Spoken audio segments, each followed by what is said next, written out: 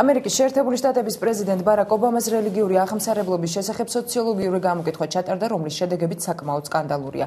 ყოველი მეხუთე ამერიკელი მიიჩნევს, რომ ამერიკის შეერთებული შტატების პრეზიდენტი მუსლიმია. გამოკითხვას თეთრი სახლიც გამოეხმაურა, მათი განცხადებით, პრეზიდენტი ქრისტიანია და ის ყოველდღე ლოცულობს. მას შემდეგ, რაც ბარაკ ობამამ ნიუ-იორკში მეჩეთის აშენებას მხარი დაუჭირა, მის აღმსარებლობაზე მითქმა-მოთქმა არ წყდება. ბოლო სოციოლოგიური გამოკითხვის შედეგები სკანდალურია. ყოველი მეხუთე ამერიკელი მიიჩნევს, რომ ამერიკის შეერთებული შტატების პრეზიდენტი მუსლიმია. გამოკითხვებს მისი გამოქვეყნებიდან 1 საათში თეთრი სახლი გამოეხმაურა. ოფიციალურმა წარმომადგენელმა ბილ ბერტონმა განაცხადა, რომ ბარაკ ობამა ქრისტიანია და არა მუსლიმი, როგორც ამას გამოკითხვა ადასტურებს. ბერტონის თქმით, პრეზიდენტი ქრისტიანია და ის ყოველდღე ლოცულობს. გამოკითხვა დამოუკიდებელმა კომპანია Pew Research Center-მა ჩაატარა. გამოკითხულთა 18% მიიჩნევს, რომ ამერიკის შეერთებული შტატების პრეზიდენტი მუსლიმია. 53%-მა განაცხადა, რომ საერთოდ არაფერი იცის მისი აღმსარებლობის შესახებ. 34% კი მიიჩნევს, რომ ობამა ქრისტიანია. ამავე კომპანიამ ანალოგიური გამოკითხვა გასულ წელსაც ჩაატარა. მაშინ განსხვავებული შედეგები დაფიქსირდა. გამოკითხულთა მხოლოდ 10% მიიჩნევდა, რომ ბარაკ ობამა მუსლიმია, ხოლო 51%-მა განაცხადა, რომ ის ქრისტიანია. იმ ადამიანთა რიცხვი, რომლებიც ობამას მუსლიმად მიიჩნევენ, თანაფარდობაშია იმ ადამიანების რაოდენობასთან, რომლებთაც არ მოსწონთ პრეზიდენტის პოლიტიკა და შესაძლოა, რომ ზოგიერთი მათგანი უნდობლობას პრეზიდენტისადმი ამ ხერხით გამოხატავს. შესამჩნევად შემცირდა იმ ადამიანების რიცხვი, რომლებთაც მიეჭდათ, რომ ობამა ქრისტიანია. გამოკითხული 10 ადამიანიდან 6 აცხადებს, რომ მისი რელიგიური აღმსარებლობის შესახებ მასმედიიდან გაიგო. ხოლო ყველაზე დიდი ნაწილი 16% აცხადებს, რომ მათ ამის შესახებ ტელევიზიიდან შეიტყვეს. 11% ამბობს, რომ ის მუსლიმობაში პრეზიდენტის ქცევებიდან დარწმუნდნენ. ვაშინგტონში გამოკითხული ადამიანები მის რელიგიურ აღმსარებლობაზე განსხვავებულ აზრებს გამოთქვამენ. მე ვფიქრობ, რომ ის ქრისტიანია. ბარაკ ობამას რელიგია, მე მგონი ბაპტისტია, მუსლიმი. მე ვფიქრობ, ის ათეისტია, რადგან მგონი მას არაფრის სწამს. ობამა კენიელი მუსლიმი მამისა და ამერიკელი დედიშვილია. 6-დან 10 წლამდე ის დედასთან და ინდონეზიელ მამინაცვალთან ერთად ინდონეზიაში ცხოვრობდა. მისი სრული სახელი ბარაკ ჰუსეინ ობამაა, რომელიც ბევრისთვის მუსლიმურ სახელად ჟღერს. ბოლო 80 წლის განმავლობაში ყველაზე ძლიერმა წყალდიდობამ ზარალი 20 მილიონზე მეტ პაკისტანელს მიაყენა. მათი უმრავლესობა თავშესაფრის გარეშე დარჩა. სტიქია 3 კვირა გრძელდება და 2000-ზე მეტი ადამიანი იმსხვერპლა, ხოლო ასობით ამ დრომდე დაკარგულად ითვლება. გაერთიანებული ერების ორგანიზაცია მსოფლიო საზოგადოებას პაკისტანის დახმარებისკენ მოუწოდებს. გაერთიანებული ერების ორგანიზაცია მსოფლიო საზოგადოებას წყალდიდობისგან დაზარალებული 20 მილიონი პაკისტანელის დახმარებისკენ მოუწოდა. სტიქიის მსხვერპლნი თავშესაფრის საკვებისა და სასმელი წყლის გარეშე არიან დარჩენილნი. გენერალური ასამბლეის ხდომაზე გაეროს გენერალურმა მდივანმა სახელმწიფოს ლიდერებსა და საზოგადოებას სულგრძელობისკენ მოუწოდა. მან პაკისტანში მიმდინარე მოვლენებზე ისაუბრა და წყალდიდობას გლობალური კატასტროფა უწოდა. პაკისტანი ისეთი სტიქიის წინაშე დადგა, რაც მასშტაბებით ცუნამს უტოლდება. მისი დამანგრეველი ძალა დღითიდღე იზრდება. მე ვესაუბრე პაკისტანის პრეზიდენტს ასიფ ალი ზარდარის და პრემიერ-მინისტრს იუსუფ რაზა ჯილიანის. ჩვენ შევთანხმდით თუ რა უნდა გავაკეთოთ. საერთაშორისო ჰუმანიტარული დახმარების ორგანიზაციები ძალას არიშვებენ, რომ პაკისტანს დაეხმარონ, მაგრამ მათ მასობრივი მხარდაჭერა სჭირდებათ. პაკისტანის ხელისუფლების განცხადებით თავშესაფრის საკვებისა და სასმელი წყლის გარეშე 20 მილიონი პაკისტანელია დარჩენილი. პაკისტანის საგარეო საქმეთა მინისტრმა შაჰ მაჰმუდ ქურეშიმ იმედი გამოთქვა, რომ საჭირო 460 მილიონი დოლარი მალე შეგროვდება. ჩვენს მოსახლეობას დაუყოვნებლივ სჭირდება თავშესაფრის საკვები და სუფთა სასმელი წყალი.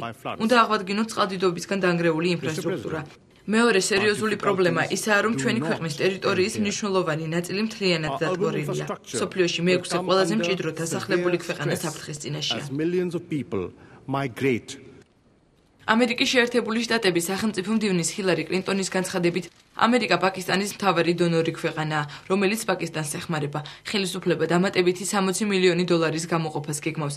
მთლიანობაში კი ამერიკა პაკისტანს 150 მილიონი დოლარით დაეხმარება. მინდა ჩვენი გადაწყვეტილების შესახებ განვაცხადო. ამერიკის შეერთებული შტატები პაკისტანს დამატებით თანხებს გამოუყოფს. მე მინდა პაკისტანელმა ერმა იცოდეს, რომ შეერთებული შტატები ამ კრიზისის დროს თქვენს გვერდით არის. ჩვენ დაგეხმარებით, რომ უფრო ძლიერი ქვეყანა ააშენოთ და კარგი მომავალი გქონდეთ.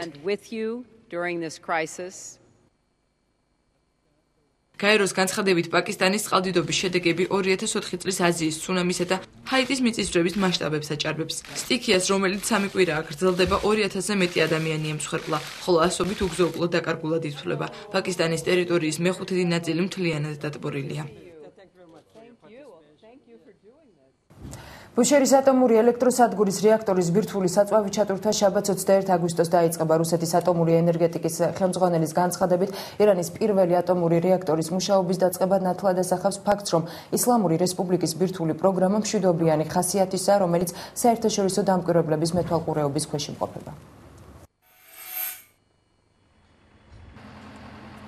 რუსეთის ატომური ენერგეტიკის ხელმძღვანელის განცხადებით, ირანის პირველი ატომური რეაქტორის მუშაობის დაწყება ნათლად ასახავს ფაქტს, რომ ისლამური რესპუბლიკის ბირთვული პროგრამა მშვიდობიანი ხასიათისაა, რომელიც საერთაშორისო დამკვირვებლების მეთვალყურეობის ქვეშ იმყოფება. ბუშერის ელექტროსადგურის შესახებ ინფორმაცია სერგეი კირიენკომ რუსეთის პრემიერ-მინისტრთან საუბრისას გაახმოვანა. მისი თქმით, რეაქტორის ბირთვული საწვავი ჩატვირთვა შაბათს 21 აგვისტოს დაიწყება. ოფიციალური თეირანის განცხადებით, რეაქტორის მიერ ელექტროენერგიის გამომუშავებისა და დასახლებული პუნქტებისთვის მიწოდების დაწყებას 1 თვე დასჭირდება. ვლადიმერ პუტინთან შეხვედრისას კირიენკომ ასევე აღნიშნა, რომ ბუშერის რეაქტორის მუშაობის დაწყება მნიშვნელოვანი მოვლენაა, რომელიც რუსეთის მხრიდან საერთაშორისო ვალდებულებების პატივისცემას კიდევ ერთხელ უსვამს ხაზს. 21 აგვისტოს შენ დავიწყებთ ატომური რეაქტორის ჩატვირთვის პროცესს, რომელიც მაგატეს დამკვირვებლების თანდასწრებით მოხდება. საწვავით სავსე კონტეინერები, რომლებიც ჩვენ ირანს 1 წლის წინ მივაწოდეთ, გაიხსნება. ეს არის გლობალური საერთაშორისო პროექტი, რომელიც კიდევ ერთხელ ხაზს უსვამს, რომ ირანის ბირთვული პროგრამა მშვიდობიანი ხასიათისაა. ჩვენ კიდევ ერთხელ დავამტკიცეთ, რომ რუსეთი ყოველთვის ასრულებს აღებულ ვალდებულებებს.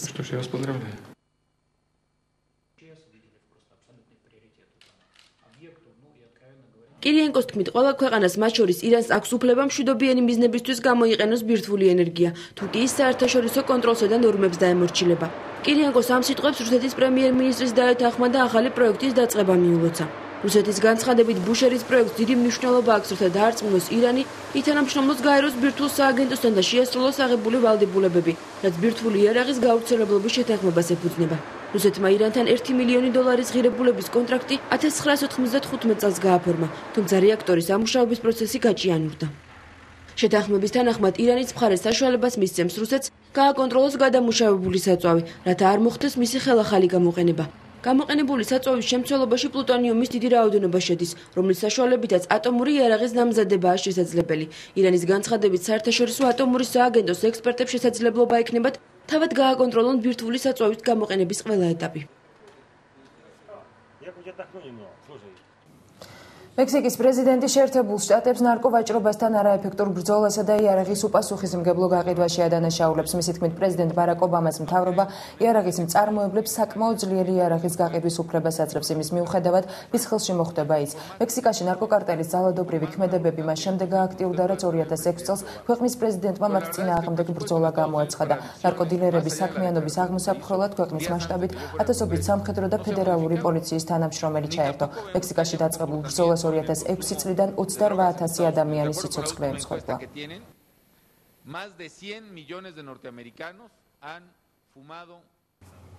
საყოველთაოდ ცნობილ რვაფეხა პაულს, რომელმაც ფეხბურთის მსოფლიო ჩემპიონის ვინაობა ეწინასწარმეტყველა, მორიგი მეტოქე გამოუჩნდა. ნიანგი სახელად ჰარი ავსტრალიაში ქალაქ დარვინში ტურისტულ სექტორში ბინადრობს. ჰარის მეპატრონის განცხადებით, ნიანგმა ფეხბურთის მსოფლიო ჩემპიონატის ფინალის შედეგები პაულის მსგავსად სწორად ეწინასწარმეტყველა. ამჟამად კი ნიანგს უფრო საპასუხისმგებლო მისია დაეკისრა, მან საპარლამენტო არჩევნებში გამარჯვებულის ვინაობა უნდა დაასახელოს. ნიანგს 2 ქათმიდან ერთ-ერთი უნდა აერჩია, რომელიც კანდიდატების კარიკატურებზე იყო დამაგრებული. ჰარის არჩევანი ლეიბორისტული პარტიის ლიდერ ჯულია გილარდსა და ოპოზიციური პარტიის ლიდერ ტონი ებოტს შორის უნდა გაეკეთებინა. ნიანგმა არჩევანი პრემიერ-მინისტრის ჯულია გილარდის ფოტოზე დამაგრებულ ქათამზე შეაჩერა. არის თუ არა ჰარი რვაფეხა პაულის ღირსეული მეტოქე, არჩევნების შედეგების გამოცხადების შემდეგ შევიღოთ.